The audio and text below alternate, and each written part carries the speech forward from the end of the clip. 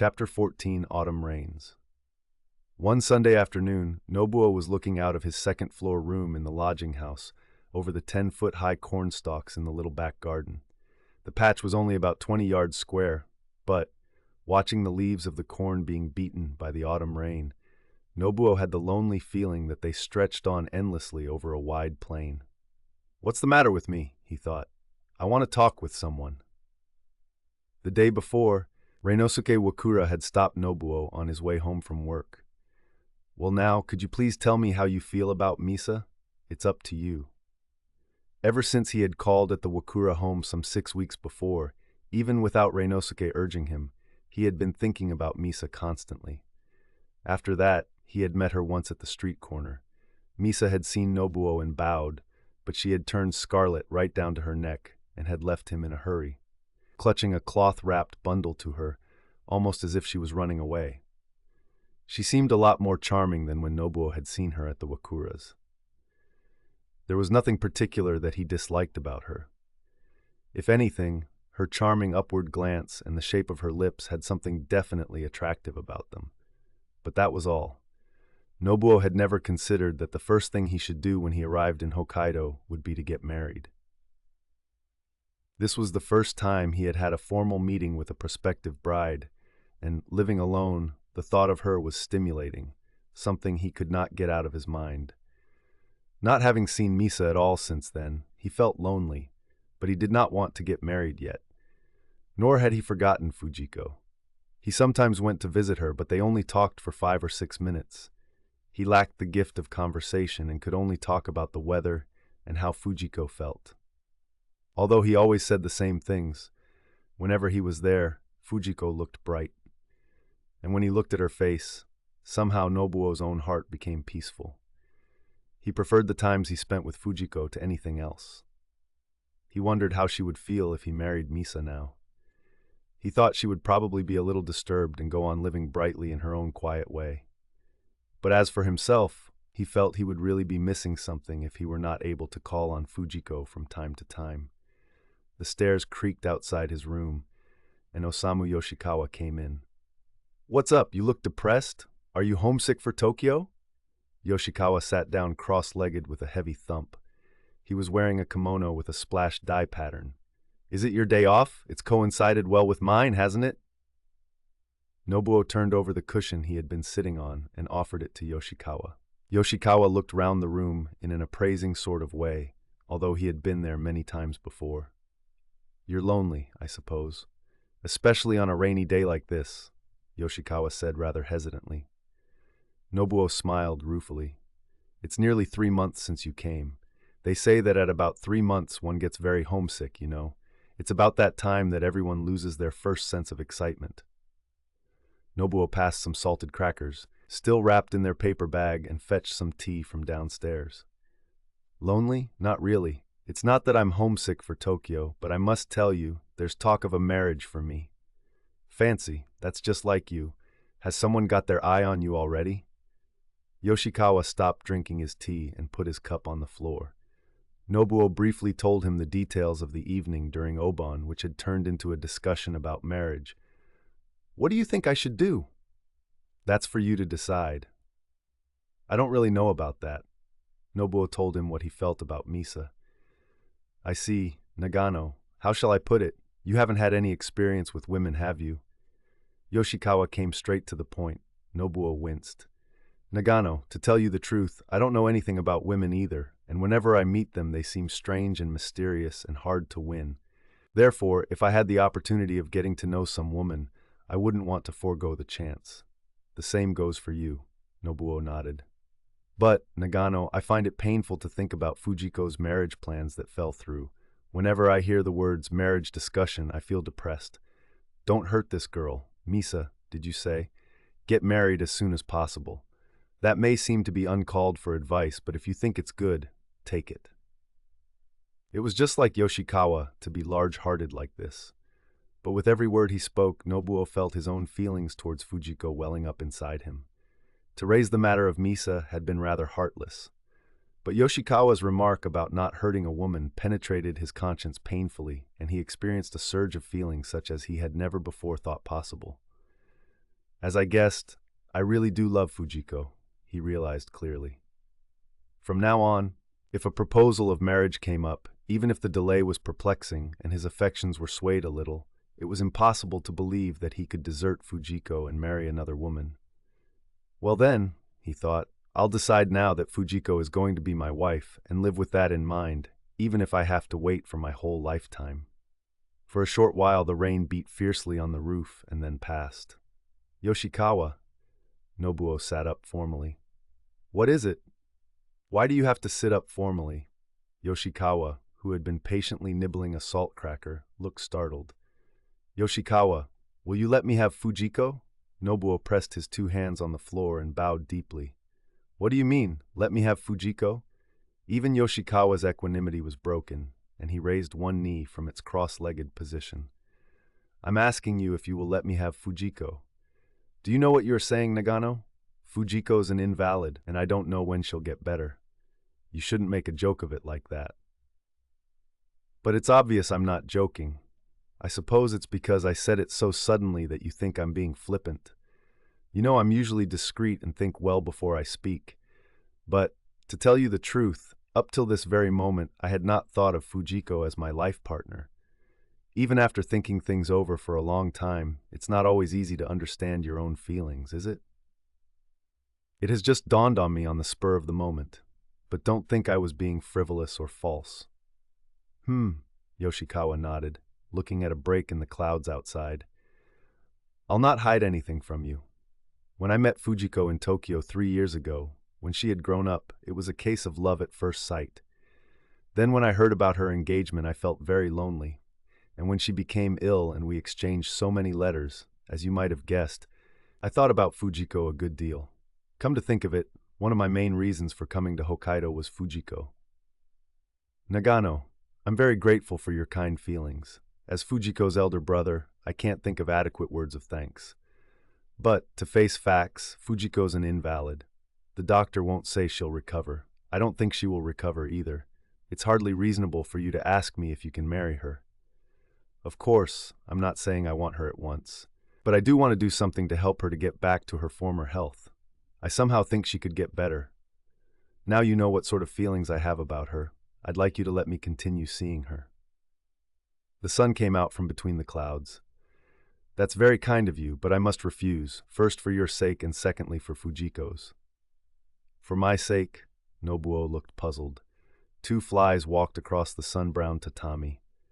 Yes, if you had to keep your word, if you wanted to marry someone else in the future, you would not be able to. Remember that to an honest-to-goodness person like you, the promise you made when you were 10 to become a priest still weighed on your mind when you were over 20.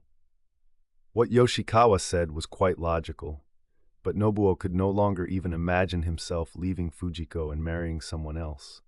His obstinate trait became evident. Yoshikawa went on, Well, we'll leave your feelings out of it for the moment, but Fujiko, when Sagawa got married, never said one word of complaint. It was hard enough for me, her older brother. Just the fact that she did not grumble was hard to bear. Now you have appeared on the scene. She may be comforted for a little, but she'll be inconsolable when you marry someone else. The sky had cleared rapidly, completely free of clouds. A woman's heart, like the autumn sky, changing all the time. Nobuo pondered the proverb, but a man's heart is even more changeable. Yet there was nothing false in what he had just said. He had simply become conscious of something in his own heart that he had not noticed until now. Nobuo, I'll just forget what you've been saying. No, please don't. I want Fujiko. Nagano, you've got very sentimental since you came to Hokkaido. No, that's not true. Well, when you settle down in Hokkaido, you won't say such things. But that's not so. Yoshikawa, do you really think I'm such a fickle fellow? Said Nobuo, edging closer to him. No, in this civilized and enlightened era of Meiji, you are still remarkably honest, I must confess. Then why don't you believe me? But Nagano, no matter how fine a man you may be, you're still only a man. You're not God or Buddha. I'll tell you something. Fujiko's an invalid. I know. Yes, I suppose you know that, but you don't know the real truth about Fujiko. Yoshikawa fixed his eyes on Nobuo. Maybe, but I think I know a little about what sort of person she is. She's always bright and smiling, and that in itself shows what a fine person she is, if you ask me. Is that all? Well, you've overlooked the most important thing about her. Yoshikawa remained staring fixedly at Nobuo. Something important? Nobuo, Fujiko's a Christian. What? Nobuo was startled and words failed him. You didn't know. Fujiko's a Christian, one of your pet aversions. Nobuo remembered Fujiko's face, always lovely whenever he visited her. Now he knew the reason. But Yoshikawa, I haven't a blind dislike for Christianity. My mother, my sister, and her husband are all Christians. But from quite a while back, you gave me the impression that you were having problems about Christianity, Yoshikawa said quietly. Clouds began to scud across the sky again, their shapes changing rapidly. The leaves of corn began rustling. Yoshikawa, just how did Fujiko become a Christian? She couldn't go to church when she was in bed. No, but before she became ill, my mother had a lot of young girls coming to the house to learn dressmaking. There was a Christian among them who used to go to the independent church. This girl often came to visit Fujiko. I see. Of course, nobody would think of going near a person with lung tuberculosis, so my mother stopped teaching dressmaking. But this one girl kept calling. She didn't seem to bother at all. She was extremely kind to Fujiko. When she left to get married, she was in tears when she took Fujiko's hands in hers and said goodbye. Since then, Fujiko has read the Bible the girl gave her, and in course of time, became a Christian. In the course of time? Yes, because Fujiko is lame. I suppose she has thought about things a lot. On top of that, she fell ill just at the time she got engaged, and must have wondered why it should be she who met with all these misfortunes. Of course, she never once spoke to us about it. In her heart, she loves God, and it makes her very happy. She often says God is love. Nobuo was all attention. He remembered the Bible Machiko's husband had given him and the words, God is love, which he had written on the title page. That Yoshikawa should repeat them and in the same breath describe Fujiko's happiness was no coincidence, it seemed to him. Already he believed that something higher than human beings existed in this world. From his earliest childhood he had continued to pray before the Buddhist altar and the shrine shelf without any misgivings, because he believed vaguely in some great supernatural being. However, for Nobuo, this had always been a typically Japanese way of thinking about God. There were myriads of gods, people who lived in far-off mythical times, and Buddha, who was something like his ancestors. They were all men who had died, whose desires and defilement had passed away, and who now enjoyed an exalted existence. This was the limit of his conception of superhuman existence. Therefore, when he saw this coincidence as something more than blind chance, he was thinking of it as a thing brought about by the Buddha. Whatever the explanation, Nobuo felt strongly that something was binding Fujiko and himself together. But, Yoshikawa, your family are Buddhists. What were you and your mother doing, letting Fujiko become a Christian? Nagano, it sounds as if you are assuming that Buddhism is right and better than Christianity. But you can't go as far as that. Even I sometimes read a little of Fujiko's Bible by her bedside. Do you read the Bible too? Nobuo asked in amazement. Yes, I do. Since Fujiko began reading the Bible, her way of thinking about things has changed a lot. I thought it must be an extraordinary book. In it there are some interesting is the wrong word. For me, the most painful things. As he said this, Yoshikawa looked earnestly at Nobuo. What sort of things? Asked Nobuo, overwhelmed by Yoshikawa's mood of sincerity. I've learnt some by heart, so I can tell you. They are these. You have heard that it was said, you shall not commit adultery. But I say to you that everyone who looks at a woman lustfully has already committed adultery with her in his heart. Please say that once more. Yoshikawa repeated it. It's amazing. Nobuo gazed down at his knees, pondering the meaning of the words. I thought you'd find them startling. Yes, that's a very high-minded way of thinking. Just to think things is bad, is it? In that case, I don't know how many 100 times I've committed adultery. That's it, and it's the same with me. If that's the case, and you commit adultery by just thinking, there's no one in the world who hasn't, I suppose. That's true. Therefore it says in the Bible, there is no one righteous, no, not one. Wait, I know that bit too. I read it 3 years ago in Harusame Nakamura's novel. Nobuo rested his elbow on the little writing table beside him, his chin in his hand. When he had read it before, it had not penetrated so deeply. But now, to his surprise, this sentence claimed a place in his heart, and he could not get rid of it. He suddenly realized that he understood in his deepest consciousness what the words meant. Nobuo suddenly wanted to read the Bible, every word of it. He had the feeling that it was filled with wonderful teaching that he had not yet discovered. "What's the matter? You seem completely lost in thought," said Yoshikawa. Nobuo was staring at him, longing to start reading. As soon as Yoshikawa had gone, Nobuo took the Bible that Machiko's husband had given him close to the lamp. He was carried away with a desire to read it right through. However, he braced himself and opened it at the New Testament, but it was not in the least interesting. In the first part, almost the only thing he could see was a lot of names, and of foreigners at that. What had any of this to do with him? If anything, a recitation of the names of the emperors of Japan would have been more interesting. Why do they put such dull things right at the beginning? Nobuo thought. If, instead of these names, there was something like what I heard from Yoshikawa, everyone who looks on a woman lustfully, it would be much easier to grasp. With this thought in mind, the punctilious Nobuo proceeded to read through the names, without skipping a word. But the story that came after the names perplexed him even more. This was the story of how Jesus was born of the Virgin Mary. That's stupid. How can a child be born from a virgin? Nobuo felt that he had been made a fool of, and raised his eyes from the Bible. His room, with only the low writing table in it, looked cold and cheerless. Apart from his clothes and a towel hanging on the wall, there was nothing. He looked down and read through the story of Mary once more. However one approached it, it was strange. At any rate, this book was not written to make money. That long, boring list, a story of how a virgin had a child, it just makes me want to throw the book away. But that would be the end of it. If I persevere, however, maybe I'll come to the better parts further on.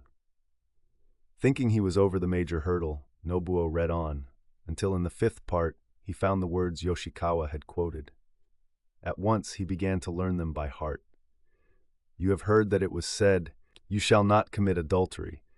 But I say to you that everyone who looks at a woman lustfully has already committed adultery with her in his heart. The more he repeated it, the more frightening Nobuo felt the words to be. This Yaso, the man who preached such things, what sort of man was he, I wonder? Thinking how strange these words were, he tried repeating them to himself. When he had memorized that portion, he felt that the Bible had become part of his personal experience. Nobuo moved on to the next paragraph, looking for another good passage to memorize. Do not resist one who is evil, but if anyone strikes you on the right cheek, turn to him the other also. And if anyone would sue you and take your coat, let him have your cloak as well. These words caught Nobuo's attention. They were truly startling. When he was small, he had often heard his grandmother Tose say, "Nobuo, you are a man. If you are hit once, you must hit back twice. If 3 times, you must reply with 6 blows. If you do not do that, you cannot be a real man." If anything could be different from the Bible's words, it was that attitude. Nobuo was surprised. Is it more manly, then, not to return a blow than to return it? Nobuo shut his eyes and thought about it. Supposing someone hit him on the head once, would he strike back twice without further ado? Or would his other self just smile composedly and turn the other cheek to the aggressor? Which do I want to become? Nobuo asked himself. As he searched his heart, Nobuo realized that the training he had received from his grandmother and its influence on his thinking was relatively slight. Even so, not hitting back when one is hit and giving your cloak as well when your coat is taken, doesn't that mean treating evil rather too kindly? It seemed like deep teaching, but he could not understand this part of it. Soon he was forced to accept that there were in the Bible many ways of thinking that were completely different from his own. As he read on, Nobuo came immediately to the words, "Love your enemies and pray for them that despitefully use you." This teaching was completely incompatible with Japanese feeling. Japanese liked stories of formal revenge. Nobuo earnestly considered what the 47 samurai retainers of Akko would have done if they had lived by this teaching of the Bible. Asano Takumi no Kami would not have been avenged if Kira had not been beheaded. If they had forgiven Kira Kozuke no Suke, shown him love, and prayed for his security, the public of that day would never have forgiven them.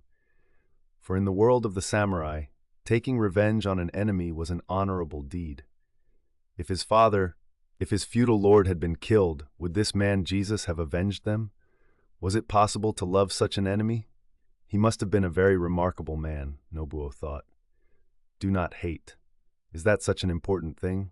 To hate someone who deserves hate, isn't that what people should do? Nobuo thought so, but without conviction. He had to admit that it was rather a shallow philosophy.